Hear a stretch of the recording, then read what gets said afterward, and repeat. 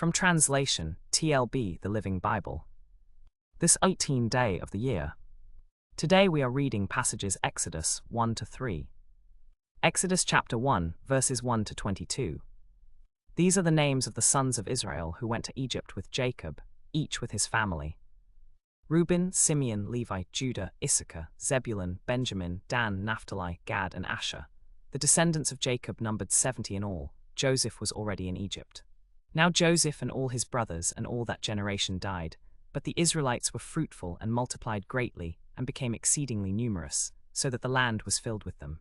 Then a new king, to whom Joseph meant nothing, came to power in Egypt. Look, he said to his people, the Israelites have become far too numerous for us. Come, we must deal shrewdly with them, or they will become even more numerous, and if war breaks out, will join our enemies, fight against us, and leave the country. So they put slave masters over them to oppress them with forced labor, and they built Pithom and Ramesses as store cities for Pharaoh. But the more they were oppressed, the more they multiplied and spread. So the Egyptians came to dread the Israelites and worked them ruthlessly. They made their lives bitter with harsh labor in brick and mortar, and with all kinds of work in the fields. In all their harsh labor, the Egyptians worked them ruthlessly. The king of Egypt said to the Hebrew midwives, whose names were Shiphrah and Puah, when you are helping the Hebrew women during childbirth on the delivery stool, if you see that the baby is a boy, kill him. But if it is a girl, let her live. The midwives, however, feared God and did not do what the king of Egypt had told them to do. They let the boys live. Then the king of Egypt summoned the midwives and asked them, why have you done this? Why have you let the boys live? The midwives answered Pharaoh, Hebrew women are not like Egyptian women. They are vigorous and give birth before the midwives arrive. So God was kind to the midwives, and the people increased and became even more numerous. And because the midwives feared God, he gave them families of their own. Then Pharaoh gave this order to all his people. Every Hebrew boy that is born you must throw into the Nile, but let every girl live. Exodus chapter 2, verses 1 to 25. Now a man of the tribe of Levi married a Levite woman, and she became pregnant and gave birth to a son. When she saw that he was a fine child, she hid him for 3 months. But when she could hide him no longer, she got a papyrus basket for him and coated it with tar and pitch. Then she placed the child in it and put it among the reeds along the bank of the Nile. His sister stood at a distance to see what would happen to him. Then Pharaoh's daughter went down to the Nile to bathe, and her attendants were walking along the river bank. She saw the basket among the reeds and sent her slave girl to get it.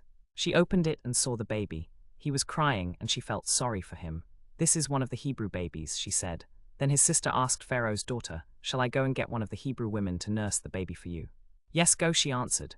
And the girl went and got the baby's mother. Pharaoh's daughter said to her, take this baby and nurse him for me, and I will pay you. So the woman took the baby and nursed him. When the child grew older, she took him to Pharaoh's daughter, and he became her son. She named him Moses, saying, I drew him out of the water. One day, after Moses had grown up, he went out to where his own people were and watched them at their hard labor. He saw an Egyptian beating a Hebrew, one of his own people. Looking this way and that and seeing no one, he killed the Egyptian and hid him in the sand. The next day he went out and saw 2 Hebrews fighting. He asked the one in the wrong, why are you hitting your fellow Hebrew? The man said, who made you a ruler and judge over us? Are you going to kill me as you killed the Egyptian? Then Moses was afraid and thought, what I did must have become known. When Pharaoh heard of this, he tried to kill Moses, but Moses fled from Pharaoh and went to live in Midian, where he sat down by a well. Now a priest of Midian had 7 daughters, and they came to draw water and fill the troughs to water their father's flock. Some shepherds came along and drove them away, but Moses got up and came to their rescue and watered their flock. When the girls returned to rule their father, he asked them, why have you returned so early today? They answered, an Egyptian rescued us from the shepherds. He even drew water for us and watered the flock. And where is he? He asked his daughters. Why did you leave him? Invite him to have something to eat. Moses agreed to stay with the man, who gave his daughter Zipporah to Moses in marriage. Zipporah gave birth to a son, and Moses named him Gershom, saying, I have become a foreigner in a foreign land. During that long period, the king of Egypt died. The Israelites groaned in their slavery and cried out, and their cry for help, because of their slavery, went up to God. God heard their groaning, and he remembered his covenant with Abraham, with Isaac, and with Jacob. So God looked on the Israelites and was concerned about them. Exodus chapter 3, verses 1 to 22.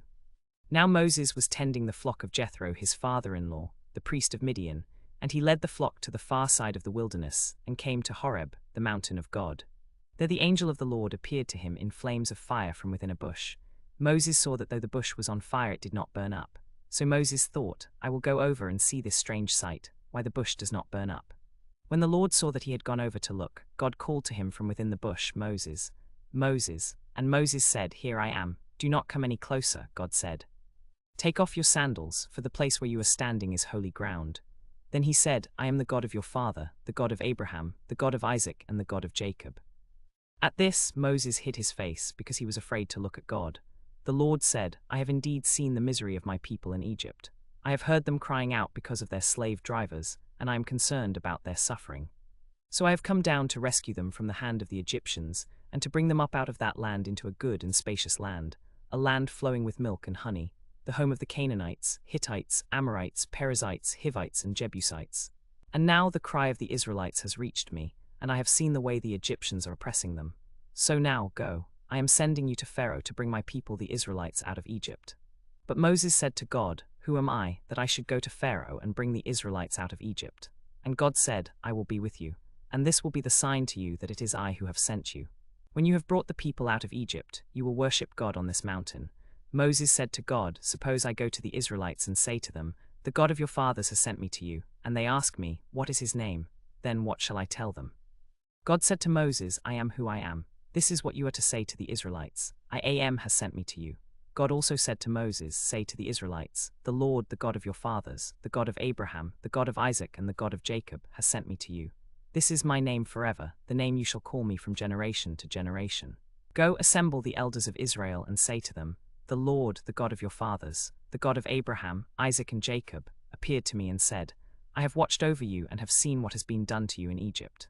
And I have promised to bring you up out of your misery in Egypt into the land of the Canaanites, Hittites, Amorites, Perizzites, Hivites, and Jebusites, a land flowing with milk and honey. The elders will listen to you.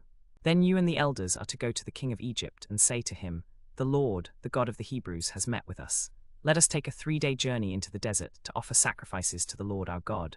But I know that the king of Egypt will not let you go, unless a mighty hand compels him. So I will stretch out my hand and strike the Egyptians with all the wonders I will perform among them. After that, he will let you go, and I will make the Egyptians favorably disposed toward the people, so that when you leave you will not go empty-handed. Every woman is to ask her neighbor, and any woman living in her house for articles of silver and gold, and for clothing, which you will put on your sons and daughters. And so you will plunder the Egyptians.